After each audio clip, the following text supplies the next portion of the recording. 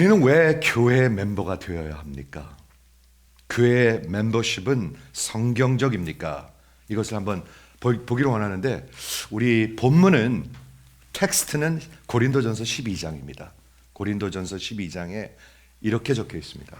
몸은 하나인데, 소마, 몸은 하나인데, 그리고 지체, 멜로스, 몸의 부분은 많은 지체가 있고, 하나인데 많고, 몸의 지체는 많으나 한 몸과 같이, 똑같은 말을 반복하고 있죠. 몸은 하나, 그리고 많은 지체, 몸은 하나. 그런데 그 다음에 뭐라고 적혀 있냐면 그리스도도 그러하니라. 이거 중요한 말입니다. 그리스도도 그러하니라. 내가 믿는 그리스도도 그렇다는 거예요. 은유인데 이거는 복음적 현실입니다. 오늘 본문에서 그리스도를 몸이라고 하고요, 소마. 저 좀 한번 보시겠습니까? 이번에 아프리카에서 얼마나 잘 먹었는지. 좀 못 먹어야 되는데 조금 불었어요. 제 몸, 그리고 그리스도의 몸이라고 그러고요, 그리고 성도 한 분 한 분을 지체라 합니다. 몸의 지체. 이것만 똑바로 알고 가시면 좋겠어요. 일주일에 한 번 왔다 가는데 아니에요, 교회는요. 아니에요. 그렇게 갖고 신앙생활이 안 돼요. 없어요, 신앙생활이.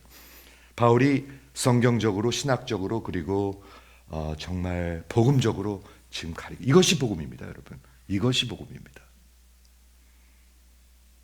그러니까 숨는 게 아니에요. 숨는 게 아니에요. 몸은 하나가 돼갖고 서로 디펜드하는 거예요. 손이 음식을 안 집어주면 입으로 음식이 들어오질 않아요. 입에서 씹지 않으면 소화를 할 수가 없어요. 이해가 되십니까? 그것이 교회입니다. 그것이 그리스도입니다. 고린도전서 오늘 본문에서 바울이 몸이란 단어를 16번 사용합니다. 소마. 굉장히 중요합니다. 은유인데 현실입니다. 자, 비행기에서 그걸 묵상한 거예요. 이게 분명히 은유는 맞아요. 그런데 현실이에요. 그리스도의 몸이라고 그랬으니까. 이미지인데 현실입니다. 이 이미지를 로마서에서, 에베소서에서, 골로새서에서 사용합니다. 바울의 복음의 신학의 매우 중요한, 매우 복음적인 가르침입니다. 인체를 한번 생각해 보도록 하겠는데, 몸이라는 것은 하나님이 창조하신 것 가운데 가장 놀랍게 정교하고 오묘하고 컴플렉스한 것입니다. 여러분 아시죠? 사람의 눈이 얼마나 컴플렉스한지, 신이 있는지 없는지, 하나님이 살아계신지 안 살아계시는지를 많은 학자들이 증거할 때 뭐를 증거하냐면은 이 눈이나 몸의 컴플렉스. 이걸 도대체 어떻게 유전으로, 그러니까 어떻게 에볼루션으로 이런 몸이 나올 수가 있을까? 누가 이렇게 만들 수가 있을까? 디자인할 수가 있을까? 이것은 분명히 이 우리 몸보다 더 복잡한 디자인을 할 수 있는 디자이너, 창조주가 계시기 때문이다. 이렇게 얘기를 한단 말이에요. 예수를 증거할 때 신이 있느냐 없느냐, 그 좋은 그런 apologetic 그런 논리 중에 하나입니다. 그런데 매우 놀랍게 컴플렉스하면서 이 온 몸이 하나로 일합니다. 여러분 어디 조금만 잘못되면 여러분 여기 지금 얼굴이 매우 불편할 것입니다. 조금만 잘못되면. 그런데 이 수많은 지체가 하나로 퍼펙트하게 운영합니다. 퍼펙트하게. 그게 하나님의 섭리입니다. 교회이고 하나님은 그 위에 계신 분이십니다. 이해가 되시죠? 어떤 멤버는 손발 또 떨어져 나가면 손발이, 근데 여러분 제 손이 이게 귀한데 말이죠. 만일 이게 떨어져 나가면, 잘라졌다면, 저기 떨어져 있다면 한번 생각해 보세요. 저기 떨어져 있다면 그 손이 쓸모 있는 손인가요? 전혀 쓸모없는 손입니다. 여러분도 마찬가지입니다. 저도 마찬가지입니다. 아무리 정말 쓸모있는 인생이라 할지라도 그리스도의 몸에서 떨어져 있으면 아무 쓸데없는 인생입니다. 듣고 계십니까? 이거 잘 들으셔야 합니다. 나 혼자 가서 어디 가서 멋있게 하나님 사역하고 그러는 거 아니에요. 사도행전의 역사를 보면 모든 하나님의 역사와 선교는 교회를 통해서 하셨습니다. 안디옥 교회를 하셨습니다. 이런 교회관이 있어야지 돼요. 선교단체도 아니었었어요. 안디옥 교회. 선교단체가 아닌 교회를 통해서 하셨습니다. 그러므로 교회는 그리스도의 몸이요 그리스도와 하나 되는 것입니다. 거듭나서 예수를 믿는 사람, 그리스도 안에 있는 사람들은 그리스도와 연합하고 동시에 교회와 연합한 것입니다. 그래서 멤버십을 얘기하는 거예요. 멤버십 없이 교회 왔다 갔다 하는 사람들 어떻게 할까요? 그거는요. 제가 설명하겠지만 신앙생활이 있을 수가 없어요. 그건요. 없어요. 성경에서 얘기하는 신앙생활은 없습니다. 자, 그러면 분명히 이 멤버십이라는 것은 신약 성경의 가르침인데 그 증거가 어디 있는지 신약 성경에서 한번 찾아보기를 원하면 증거가 있는가? 증거가 있습니다. 한번 생각해 보시길 원하는데 신약 성경에서 나오는 여러 가지 가르침들이 있습니다.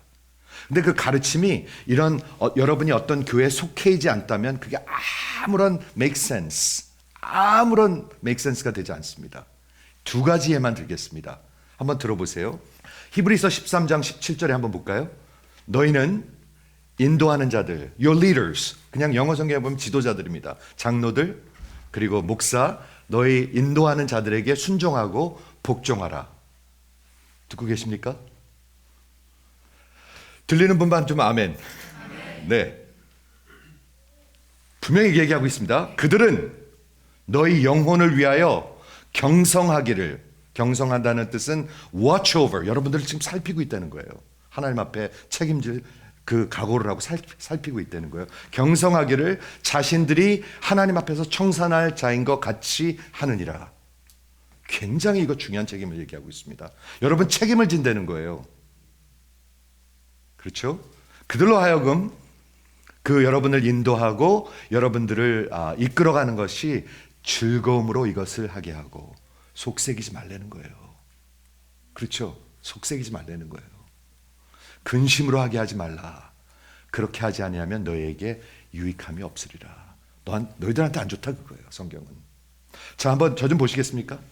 제가 얘기해 보겠습니다. 여러분, 이 말씀에 여러분들의 지도자에게 순종하라고 그랬는데 누가 지도자이십니까? 여러분들의? 저기 캘리포니아에 있는 어느 목사님한테 순종하라는 얘기입니까? 그런 얘기 아니겠죠. 이 세상에 있는 모든 목사들한테 순종하라는 얘기입니까? 그런 얘기 아니겠죠. 이 얘기가 그럴 얘기일 리가 없죠. 지금 생각하고 계시죠? 여기서 얘기하는 것은 지역 교회 안에서 얘기하고 있는 것입니다. 그래야 이게 make sense 하죠. 이해가 되시죠? 세상에 있는 모든 지도자한테 지금 얘기하고 있는 것이 순종하라고 얘기하는 것이 아니고 그렇게 할 수도 없죠. 어떻게 하겠어요? 입장을 한번 바꾸겠습니다. 제가 이 교회 지도자로서 여러분들의 영혼에 책임을 져야 합니다. 그런데 누구까지 책임을 져야 합니까? 제가 누구 책임을 져야 합니까? 언제 왔다가 슬며시 없어지는 사람 책임져야 합니까? 제가 책임질 수도 없습니다. 누군지도 모릅니다. 누가 누군지도 모르는데 어떻게 책임을 지겠습니까? 즉, 이 신약 성경의 고린도 교회 안에는 멤버십이라는 게 분명히 있었습니다. 누가 바깥의 사람이고 누가 안의 사람이고 조금 이따 보여드리겠습니다. 분명히 있었습니다. 제가 아무나 여기 한번 들렸다 간 사람도 책임지는 것입니까? 그럴 리가 없죠. 그럴 리가 없죠. 분명히 얘기하고 있는 것을 여기서 볼 수가 있는 것입니다. 두 번째 예는 뭐냐 하면 고린도전서 5장에 보면 이런 말씀이 나오는데 한번 이따 집에 가서 다 읽어보세요. 너희 중에 심지어 고린도 교회예요 이게요. 음행이 있다는 말을 들으니 교회 안에 음행이 있어요. 지금도 있어요. 있습니다 여러분. 이런 거 우리 교회에서도 다룬 적이 있어요. 교회 안에 음행이 있다함을 들으니 그런 음행이 이방인 중에서도 없는 것이다. 안 믿는 사람도 그런 짓은 안 한다 그거예요. 그래서 지금 바울이 화가 났어요. 화가 났어요. 하나님의 분노로. 누가 그 아버지의 아내를 취하였다. 누군가가 교회 지도자였던 것 같아요. 아마 집사였던, 어쩌면 안수 집사가, 어쩌면 장로가. 아버지의 아내를 취하였다. 그렇죠? 이방인들도 하지 않는 건데 이런 일이 있었던 거예요. 그러면서 사도 바울이 그 교회를 향해서 얘기합니다. 그리하고도 너희가 교만해가지고 교만해서 사랑으로 덮어준다고 그런다고요. 교만해져가지고 어찌하여 통한이 여기지 아니하고 그 행한 자를 너희 중에서 쫓아내지 아니하니. 그리고 쭉 설명한 다음에 마지막을 한번 보시기 바랍니다. 밖에 있는 사람들을 판단하는 것이야 내게 무슨 상관이요. 사도 바울이 예수 안 믿는 사람은 내가 판단하지 않는다는 거예요. 음행을 하든 안 하든 내가 건들 수가 없다는 거예요. 교회 멤버가 아닌 사람들을 내가 어떻게 돌보겠어요. 그냥 왔다가 슬그머니 없어지는 사람들을 어떻게 책임을 지고 돌보겠어요. 밖에 있는 사람들, outsider라는 말을 씁니다. 판단하는 것이 내게 무슨 상관이 있으려마는 교회 안에 있는 사람들, insider, 영어 성경에 보면 outsider, insider, 뭔가가 분명한 게 있었다는 거예요. 멤버십이라는 게. 6개월 교회 다니면 무조건 멤버 되는 그거 엉터리입니다. 그거 완전히 엉터리입니다. 그렇죠? 무슨 상관이 있으려마는 교회 안에 있는 사람들이야 너희가 판단하지 아니하라. 즉, 분명히 그 사람들을 돌봐야 된다는 거예요. 들리시는 분 한번 아멘 해보시겠습니까? 저 혼자만 막 흥분하는 것 같아서. 밖에 있는 사람들은 하나님이 심판하시려뇨. 하나님이 마지막에 분명히 심판하십니다. 그러나 악한 사람들은 너희 중에서 내쫓으라라고 얘기하고 있습니다. 정신 바짝 차리고 들으세요. 교회에서 내쫓는다는 게 뭔가요? 그게 좋게 들리십니까? 나쁘게 들리십니까? 별로 좋게 들리진 않죠. 근데 성경에서 얘기하고 있습니다. Church discipline, 교회 7일을 얘기하고 있는데요. 교회 7일의 가르침은 예수님께서 마태복음 18장에 가르치신 것입니다. 저 좀 한번 보세요. 7이란 말이 우리 이민교회에서는 굉장히 나쁘게 사용되고 나쁜 어감을 줍니다. 그런데 교회 7일은 예수님이 가르쳐 주신 것입니다. 무엇을 위해서? 당신이 피로 산 교회를 위해서. 예수님이 교회를 망쳐놓으시려고 그걸 가르쳐 주셨겠습니까? 그럴 리가 없죠. 어느 형제가 죄를 짓거든 가서 기도하고 가서 얘기하라고 그랬어요. 형제요, 당신 이 죄에 돌이키고 회개하고 돌아오십시오. 그런데 그 형제가 그걸 거부하고 모른 척하고 막 잡아뗀단 말이에요. 잡아떼요. 마음들이 완악하기 때문에 잡아떼요. 그러면 증인을 데리고 가서 다시 한번 얘기하라고 그랬어요. 형제님, 집사님, 장로님, 그거 버리시고 회개하고 하나님께 돌아오세요. 그런데 또 마음을 완악하게 하게 하고 또 안 들어. 아무리 얘기해도 안 들어. 그러면 어떻게 하라고 그랬어요? 교회에다 얘기하라고 그랬어요. 잘 들으십시오. 눈 크게 뜨시고 잘 들으십시오. 교회에다 얘기하라는 것은 우리 그 교회 지도자, 장로들에게 얘기하고 교회에다 다 얘기해서 다시 한번 권면을 합니다. 그래도 듣지 않으면 어떻게 하라고 그랬어요? 이방인으로 여기라고 그랬어요. 믿지 않는 사람이에요. 여러분 한번 생각을 해보십시오. 예수를 믿고 성령님이 내 안에 살아계시면 성령께서 하시는 일이 무엇입니까? 죄에 대하여, 의에 대하여, 심판에 대하여 여러분을 컨택트하시는 일입니다. 여러분들이 계속해서 음행을 하고 있는데 성령께서 계속 말씀을 하는데 1년, 2년 아무리 말을 해도 안 듣는다. 그 사람 안 믿는 사람입니다. 예수 없는 사람입니다. 그렇게 내보내라고 그런 것입니다. 그런데 제가 설명해 드리기 원하는 건 이것입니다. 지금 예수님께서 가르치신 그 형제한테 가서 얘기하고 증인을 데리고 가서 또 얘기하고 교회의 이름으로 또 얘기하는 게 나쁜 것인가 좋은 것입니까? 좋은 것입니다. 무엇을 위해서 하는 것이죠? 그 형제를 살리는 일입니다. 살리는 일이에요. 이해가 되세요? 살리는 일이에요. 죽이는 게 아니에요. 그게요. 그래야 살려요. 그리고 더 중요한 게 있습니다. 교회에 들어온 걸 그냥 놔두면 어떻게 되죠? 누룩, 빵을 얘기합니다. Unleavened bread. 온 교회가 다 썩게 됩니다. 아 그래? 저 사람도 봐줘? 그럼 저 사람도 봐줘야지. 저 집사도 봐줘야지. 그래갖고 교회는 완전히 엉망이 된다는 것입니다. 하나님은 그것을 원하지 않습니다. 예수님이 그래서 가르치신 것이 교회 7위의 목회입니다. 이거는 하나님의 목회입니다. 여러분. 나쁜 것이 아니죠. 맞습니까, 권사님? 네, 나쁜 거 아니에요, 이거요.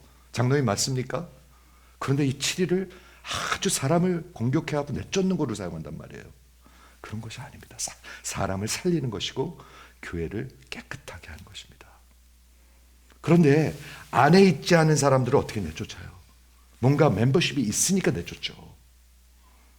그래야 사도 바울이 얘기하기를 저의 육신을 사탄에게 내어주나 그 영혼을 찾는 거라고 얘기하는 거죠. 내쫓아서 진짜로 회개하고 돌아오게 만드는 것이죠. 이게 하나님의 교회가 아닌 것을 여러분 보실 수 있기를 바라요. 여러분 교회 헌신하셨습니까? 전 진심으로 묻고 있습니다. 여러분을 제가 이렇게 막 공격하는 게 아니고요. 교회 헌신하셨습니까? 지금 오늘 이 메시지 전하고 있는 거잖아요. 무슨 일만 있으면 팍 도망가는 사람들도 많아요. 교회를 위해서 무릎을 꿇고 아까 우리 찬양했죠? 내가 내 인생을 걸고 이 교회를 섬기고 사랑하고 지키리라. 이게 교회입니다, 여러분. 그것이 교인입니다, 교인. 아멘. 여러분의 영혼 속에 믿음을 주실 것입니다. 있어도 그만, 없어도 그만. 그거 아니잖아요. 몸의 지체인데. 이해가 되시죠? 요한복음 13장 34절에 내가 잘 들어보세요. 새 계명을 너에게 주노니 너희가 서로 사랑하라. 너희는 서로 사랑할 것인데 이로써 모든 사람이 너희가 내 제자인 줄을 알리라. 예수님께서 새로 주신 계명인데요. 누가 누구를 사랑하라는 얘기예요, 지금요? 세상 사람들 다 사랑하라고요? 아니, 그런 얘기 아니에요, 이거. 내가 새 계명을 주노니 내가 너희를 사랑한 것 같이. 즉, 그 사랑, 예수의 사랑을 아는 사람들이 서로 사랑하는 교회를 얘기하고 있습니다, 여러분.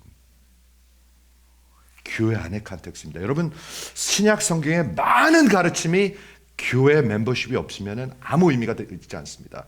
서로 용서하라. 서로 이렇게 스포하라. 졸지 마세요. 기도하세요. 그걸 누가 해줘요, 여러분? 장로님, 교회를 위해서 헌신하세요. 그런 얘기를 누가 해줘요? 교회가 해주는 거죠.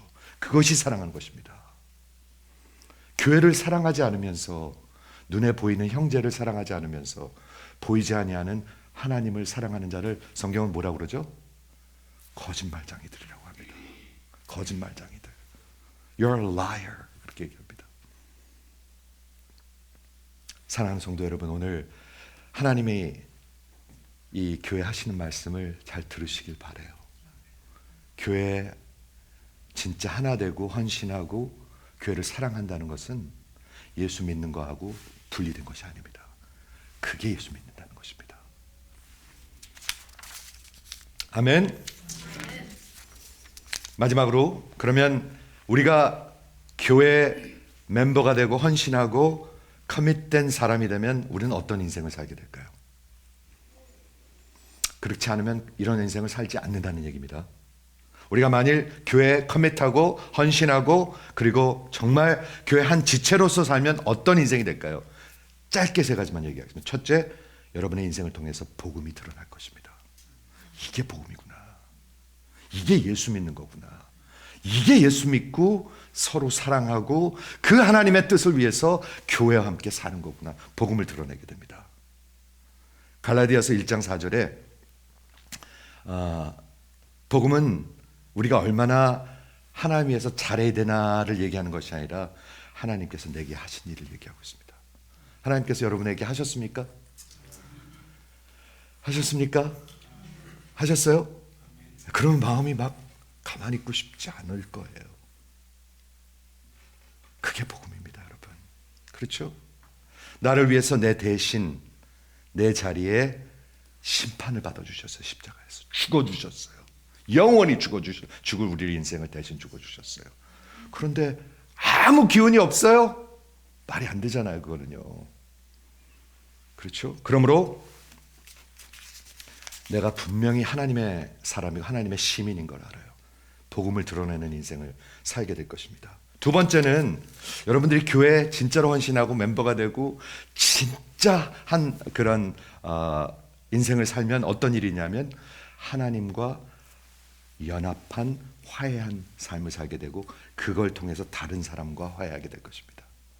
이번에요 우리 가서 용서의 복음을 전하는데 제가 가기 전에 이혼에 대해서 말씀 전하고 갔습니다. 여러분 마음속에 응어리가 없어야 합니다.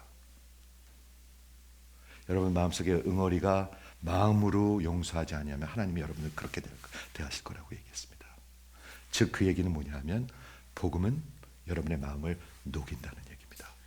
그런데 이번에 아프리카에서도 그런 일이 있었는데 우리 팀 멤버 중에 하나가 이런 간증을 우리 팀 멤버 미팅 때 했습니다. 여기서 간 우리 멤버 중에 한 명이 내가 마음이 너무너무 강팍한데요. 자세한 내용은 얘기하지 않았는데 내 마음이 너무너무 강팍한데요. 그 마음이 다 녹고 용서할 수 있었어요. 그래서요. 이 일이 먼저 있지 않으면 절대로 여러분 그렇게 살지 않습니다. 절대로 그렇게 살지 않습니다. 교회 헌신하고 교회 하나 되고 그리스도 하나 될 때 내 마음속에서 화해하는, 연합하는, 용서하는 인생들이 나타나기 시작합니다. 한번 아멘 해보세요. 아멘. 복음 그 자체가 화해하고 연합하는 것. 복음은 은혜와 평화. 하나님과 원수였었는데요. 남편과 원수였었는데 이혼하면 원수 비슷하게 되는 거잖아요. 그렇죠? 나를 버리고 간 엄마가 평생 너무너무 미웠던 거예요. 이 사람은 나를 버리고 간 엄마가 그 마음이 녹았대요. 그런 간증을 들었어요.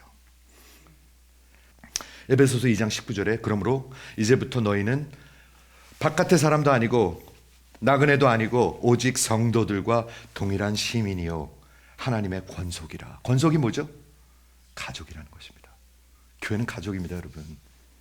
교회 가끔씩 나타나는데 아닙니다. 남 몰라라 하는데 아닙니다. 가족입니다, 가족. 한번 아멘 해보세요. 그래서 장로님을 아버지같이 형님같이 대하고 권사님들을 우리 누님같이 어머니같이 대하고 그리고 우리 전도사님들 우리 젊은 장로님들을 정말 시동생같이 아니 시동생은 좀 뭔가 동생같이 대하고 가족같이 대하는 것. 그렇죠?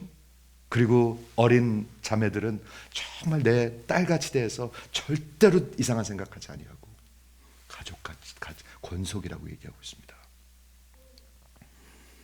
지역교회에 이런 모습이 있을 때 세상은 예수를 보게 되는 것입니다. 여러분들한테 달려있어요. 여러분들한테 달려있어요. 우리 교회는 그래서 멤버십을 합니다. 그리고 정말 예수님의 고백을 듣기를 원합니다. 여러분들한테서. 여러분들을 막 시험하는 게 아니에요. 그냥 막 주지 않아요. 그 대신 진짜 예수를 믿고 인생이 변한 간증이 있는가. 어디 가서 뭐 불 받은 거 얘기하라는 얘기가 아니고요. 진짜 내 인생이 이렇게 내 인생관이 변했습니다. 세계관이 변했습니다. 이런 건 있어야죠. 분명히요. 반드시 있어야 합니다. 그거 없는 사람 말도 안 됩니다. 그거는 없는 것은. 이해하시죠? 그리고 정말 우리 하나가 되어서 주의 일과 복음을 우리 한인들이 왜 미국에 왔을까요? 여러분 왜 미국에 왔을까요? 우리가 잘 살라고? 우리 아이들 좋은 대학 보내려고? 돈 좀 더 벌라고? 그 정도 수준일 것 같습니까, 여러분? 아닙니다. 역사를 주관하신 하나님이 보낸 겁니다. 무엇으로? 대사로. 우리가 대사라는 것은 우리의 나라가 분명히 있다는 것입니다. 우리가 대사라는 것은 우리의 왕이 있다는 것이고 그 왕의 메시지를 전하는 것입니다. 저는 이 강단에 서서 왕의 메시지를 전해야죠. 여러분들 귀를 이렇게 달콤달콤하게 해주는 그런 메시지 전하면 저는 망하게 될 것입니다. 왕의 메시지를 전하면 여러분 정신 차리셔야 합니다. 정신 차려야 돼요. 인생이 요만큼 남았는데 어떤 각오를 가지고 교회 헌신하는 데부터 시작돼요. 그것도 시작을 못한다면 신앙생활이 없을 것입니다. 없을 것입니다. 여러분, 우리 이번에 아프리카 가가지고 우리가 진리의 전투를 한다는 말을 자주 썼는데요. 갈라디아서에 보면 거짓 복음들이 많이 있습니다. 거짓 복음들이 뭐가 있죠? 예수 믿으면 잘 되고 부자 된다. 그 완전히 거짓입니다. 성경이랑 반대되는 얘기입니다. 두 번째 어떤 거짓 복음이 있냐면 한번 들어보세요. 반쪽 복음들이 있습니다. 반쪽 복음. 많은 사람들이 이렇게 반쪽 복음을 전합니다. 죄에 대하여, 그리고 심판에 대하여, 예수님의 부활에 대하여, 예수님의 다시 오심에 대하여, 마지막 심판에 대해서 전혀 얘기하지 않습니다. 그냥 예수님 사랑하니까 믿으면 구원받는 거야. 이렇게만 얘기합니다. 반쪽 복음. 그리고 잘 되는 거야. 반쪽 복음. 거짓 복음입니다. 반쪽 복음은 거짓 복음입니다. 예수님이 죽으시고 지금도 살아계시고 곧 다시 오십니다. 이거 믿으셔야 합니다, 여러분. 그래야 정신을 차립니다. 그래야 이렇게 넋놓고 살지 않습니다. 넋놓고 사는 성도들이 너무 많아요. 아무리 말을 해도 안 듣는 사람들이 너무 많아요. 그런데 그렇지 않습니다. 거짓 복음. 교회에 충성된 한 지체로 멤버로 산다는 것은 이런 거짓 복음과 싸우는 것입니다. 너무나 많은 사람들이 거짓 복음에 쪄들려 있습니다. 너무나 많은 사람들이. 그리고 이 속에는 세상을 향한 것, 사람을 향한 미움, 응어리진 것들, 이것으로 꽉 차 있습니다. 근데 그런 게 아니죠. 완전히 그것에부터 자유되고 새로운 인생이 되는 것. 예수 믿고 예수님과 연합하고 하나님의 교회와 연합하는 것. 이것이 크리스천의 삶입니다. 사랑하는 성도 여러분, 속지 마세요. 저는 분명히 외쳤습니다, 여러분들한테. 마지막에 하나님 앞에 서셨을 때 여러분들이 답하셔야 합니다. 속지 마세요. 꼭 그 인생을 사시는 여러분 되시기를 주의 이름으로 축원합니다.